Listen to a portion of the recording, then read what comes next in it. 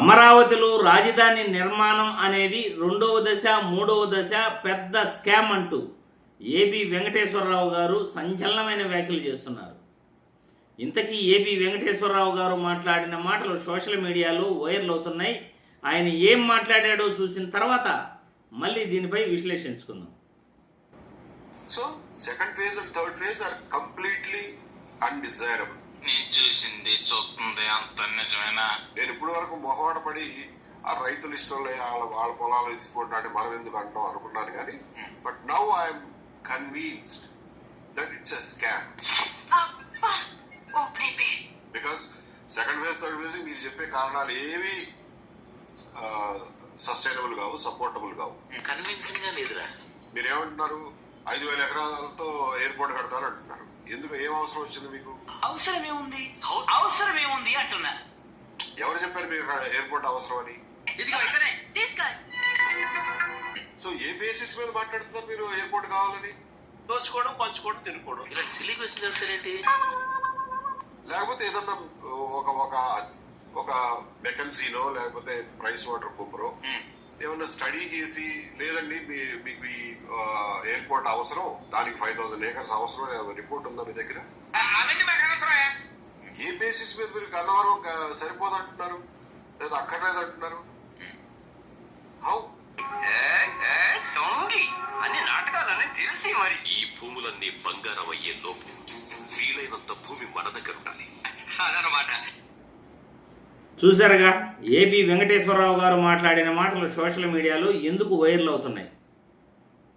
చంద్రబాబు సామాజిక వర్గానికి చెందిన ఏబి వెంకటేశ్వరరావు గారే అమరావతి రాజధానిలో రెండో ఫేజు మూడో ఫేజు ల్యాండ్ పూలింగ్ అనేది పెద్ద స్కామ్ అని ఈయనలాంటి వాళ్ళే అంటున్నారంటే ఇక మాలాంటి వాళ్ళు విశ్లేషిస్తూ దానిపై నిజానిజాలని మేము మీ అందరికీ కూడా ఎందుకు తెలియజేస్తున్నామో మీరందరూ కూడా ఆలోచించాలి.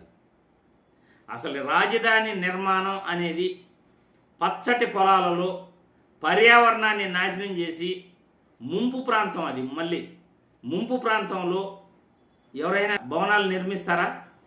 రేపు కొద్దిపాటి వర్షం వస్తే పూర్తిగా ఆ ప్రాంతం మునిగిపోతుంది.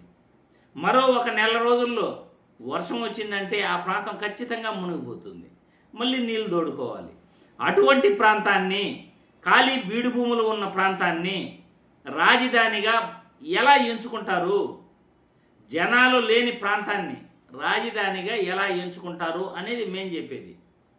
కానీ ఏబి వెంకటేశ్వరరావు గారు ఏమంటున్నారంటే టోటల్ ఇది ఒక పెద్ద స్కామ్, కుట్ర కుతంత్రాలతో దోపిడీ చేయడానికే ఈ రాజధాని పేరుతో ల్యాండ్ పూలింగ్ అనేది రెండో దశ మూడో దశలో చేస్తున్నారు అని ఆయన అంటున్నారు. అది నిజమే కదా. మొదటి దశలో రైతులకు ఇప్పటి వరకు న్యాయం చేయలేదు, కానీ ఆ భూములు ఇచ్చిన రైతులకు న్యాయం చేయకుండా మళ్ళీ రెండో దశ మూడో దశ అంటున్నారంటే పక్కాగా ప్రణాళిక ప్రకారమే రియల్ ఎస్టేట్ వ్యాపారం చేసుకుందాం అని Chandrababu Naidu and co decide అయిపోయినట్టున్నారు. అందుకే కాబోలు మొదటి దశలో భూములు ఇచ్చిన రైతులకు న్యాయం చేయకుండానే రెండో దశ అంటారు, మూడో దశ అంటారు, 50,000 ఎకరాలు కావాలంటారు, 1,00,000 ఎకరాలు కావాలంటారు. వేలకు వేలు రాజధాని నిర్మాణాల పేరుతో నిర్మాణ వ్యయాన్ని అమాంతం పెంచేసి కాంట్రాక్టర్లకు దోచిపెట్టే పని చేస్తున్నారు. మరి అమరావతి రాజధానిపై ఇప్పుడు ఏబి వెంకటేశ్వరరావు గారు మాట్లాడిన మాటలు నిజమా కాదా? మీరేమనుకుంటున్నారు? అమరావతి రాజధానిలో అనేది పెద్ద స్కామ్ అని ఆయన అన్న మాటలకు మీరు ఏకీభవిస్తున్నారా? కామెంట్ల రూపంలో మీ అభిప్రాయాలను తెలియజేయాల్సిందిగా వీడియో ద్వారా కోరుతున్నాను.